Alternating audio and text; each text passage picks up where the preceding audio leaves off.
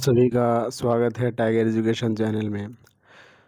आज मैं जीके के टॉप प्रश्नों पर डिटेल से चर्चा करूंगा, तो आप इस वीडियो में अंत तक बने रहिए। तो चलिए बिना देरी किए आज का हमारा पहला प्रश्न देखते हैं। मादा अंडाणु का निर्माण कहाँ पर होता है? मादा अंडाणु का निर्माण कहाँ पर होता है? आंसर बताइए। मादा अंडाणु का निर्माण कहाँ पर होता है? तो मादा अंडाणु का जो निर्माण होता है आपका अंडाशय में होता है, यानी कि ऑप्शन नंबर सी इस प्रश्न का बिल्कुल सही उत्तर हो जाएगा। ठीक है, आज का जो नेक्स्ट प्रश्न है और बहुत ही वीवीआई प्रश्न है। आप किसी भी प्रश्न का अगर उत्तर जानते हैं तो कमेंट बॉक्स में ज़रूर बताएंगे। ठीक है, माइटोकॉन्ड्रिया में ऊर्जा किस रूप में संग्रहित होती है? माइटोकॉन्ड्रिया, यहाँ पे टाइपिंग मिस्टेक हो गया है। माइटोकॉन्ड्रिया में जो ऊर्जा रहती है वो किस रूप में संचित रहती है, ये आपको आंसर में बताना है। तो माइटोकॉन्ड्रिया जो है किस रूप में ऊर्जा में संग्रहित रहती है? तो एटीपी के रूप में। ठीक है, यानी कि ऑप्शन नंबर डी इस प्रश्न का बिल्कुल सही उत्तर हो जाएगा। ठीक है, आज का जो नेक्स्ट प्रश्न है, कितने धातुओं को मिलाकर नाइक्रोम मिश्र धातु का निर्माण होता है? कितने धातुओं को मिलाकर नाइक्रोम मिश्र धातु का निर्माण होता है? तो कितने धातुओं को मिलाकर होता है? तो ये आपका 4 धातुओं को मिलाकर होता है, यानी ऑप्शन नंबर सी इस प्रश्न का बिल्कुल सही उत्तर हो जाएगा। ठीक है, आज का जो नेक्स्ट प्रश्न है, हम ज़्यादा डिटेल से चर्चा नहीं करेंगे, हम प्रश्न को देखेंगे और उसका उत्तर बताते चलेंगे। ठीक है, शोल्डर का निर्माण किससे होते हैं? यानी कि शोल्डर का निर्माण करने के लिए क्या क्या किन किन चीज़ों की आवश्यकता होती है? तो अगर हम शोल्डर की बात करें तो शोल्डर का निर्माण के लिए लेड और टीन, यानी कि सीसा और टीन की आवश्यकता होती है, यानी ऑप्शन नंबर डी इस प्रश्न का बिल्कुल सही उत्तर हो जाएगा। ठीक है, आज का जो नेक्स्ट प्रश्न है और बहुत ही वीवीआई प्रश्न है, ध्वनि हम लोगों के पास किस माध्यम से पहुंचती है? बहुत ही वीवीआई प्रश्न है और इम्पोर्टेंट प्रश्न है। इन प्रश्नों को आप अपने कॉपी में नोट कर लेंगे। ठीक है, ध्वनि हम लोगों के पास किस माध्यम से पहुंचती है? तो ध्वनि जो है हम लोगों के पास हवा के माध्यम से पहुंचती है, यानी ऑप्शन नंबर सी इस प्रश्न का बिल्कुल सही उत्तर हो जाएगा। ठीक है, आज का जो नेक्स्ट प्रश्न है, किसी यौगिक की सबसे छोटी इकाई क्या है? किसी यौगिक की सबसे छोटी इकाई क्या है? अगर हम यौगिक की बात करें तो यौगिक का सबसे छोटी इकाई अणु होता है। क्या होता है? और जो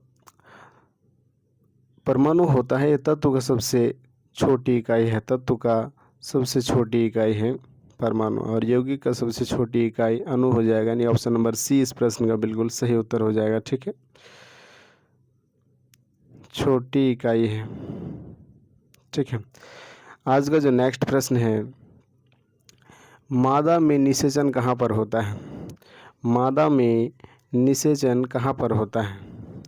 मादा के अगर हम निषेचन की बात करें तो आपका फॉलोपियन ट्यूब में होता है, यानी ऑप्शन नंबर सी इस प्रश्न का बिल्कुल सही उत्तर हो जाएगा। ठीक है, आज का जो नेक्स्ट प्रश्न है, संपूर्ण शरीर का नियंत्रण कौन करता है? संपूर्ण शरीर का नियंत्रण कौन करता है? अगर हम संपूर्ण शरीर के नियंत्रण की बात करें तो इसका जो नियंत्रण होता है मस्तिष्क के पास होता है, यानी कि मस्तिष्क से ही पूरे शरीर को कंट्रोल किया जाता है, यानी ऑप्शन नंबर ए इस प्रश्न का बिल्कुल सही उत्तर हो जाएगा। ठीक है, आज का जो नेक्स्ट प्रश्न है, एक पादप समूह में जड़, तना और पत्ती स्पष्ट रूप से दिखाई नहीं देते हैं, वह पौधा किस समूह का है? एक पादप समूह में जड़, तना और पत्ती स्पष्ट रूप से दिखाई नहीं देते हैं, तो वह पौधा किस समूह का है? तो वो आपका थाइलोफाइटा का हो जाएगा। ठीक है, इस प्रकार का जो गुण होते हैं वो थाइलोफाइटा पादप समूह में होते हैं, यानी ऑप्शन नंबर बी इस प्रश्न का बिल्कुल सही उत्तर हो जाएगा। ठीक है, आज का जो नेक्स्ट प्रश्न है,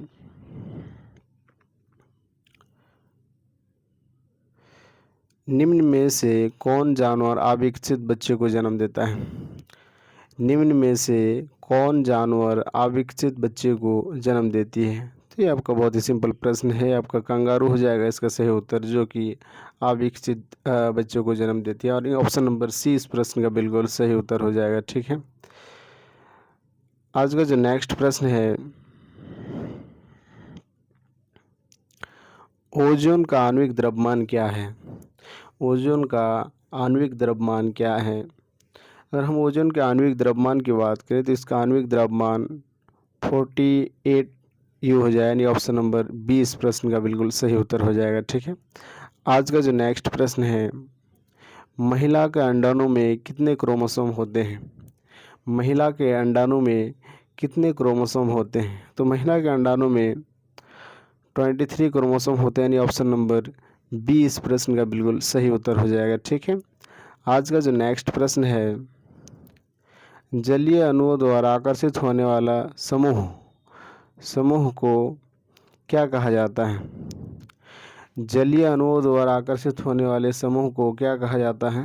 तो ये आपका हाइड्रोफिलिक कहा जाता है, यानी ऑप्शन नंबर ए इस प्रश्न का बिल्कुल सही उत्तर हो जाएगा। ठीक है, आज का जो नेक्स्ट प्रश्न है, अपचयन अभिक्रिया के दौरान परमाणु में क्या उत्सर्जित होते हैं? अपचयन अभिक्रिया के दौरान परमाणु में क्या उत्सर्जित होता है?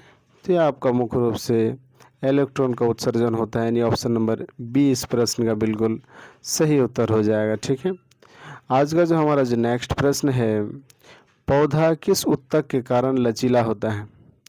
पौधा किस ऊतक के कारण लचीला होता है? तो ये आपका क्या हो जाएगा इसका सही उत्तर? पौधा किस ऊतक के कारण लचीला होता है? तो ये आपका एपिथेलियम हो जाए, यानी ऑप्शन नंबर सी इस प्रश्न का बिल्कुल सही उत्तर हो जाएगा। ठीक है, आज का जो नेक्स्ट प्रश्न है, विकासवाद का सिद्धांत का प्रतिपादन किसने किया? विकासवाद का सिद्धांत का प्रतिपादन किसने किया? अगर हम उसके सही उत्तर की बात करें तो इसका सही उत्तर हो जाएगा चार्ल्स डार्विन ने किया। ठीक है, यानी कि ऑप्शन नंबर सी इस प्रश्न का बिल्कुल सही उत्तर हो जाएगा। ठीक है, आज का जो नेक्स्ट प्रश्न है, विद्युत पंखा विद्युत ऊर्जा को किस ऊर्जा में परिवर्तित करती है? बहुत ही वीवीआई प्रश्न है। विद्युत पंखा विद्युत ऊर्जा को किस ऊर्जा में परिवर्तित करती है? ये आपका बहुत ही सिंपल प्रश्न है, यांत्रिक ऊर्जा में हो जाए, यानी ऑप्शन नंबर सी इस प्रश्न का बिल्कुल सही उत्तर हो जाएगा। ठीक है, आज का जो नेक्स्ट प्रश्न है, प्रश्न आपका यहीं पर है, ब्रॉन्ज किसका मिश्रण है?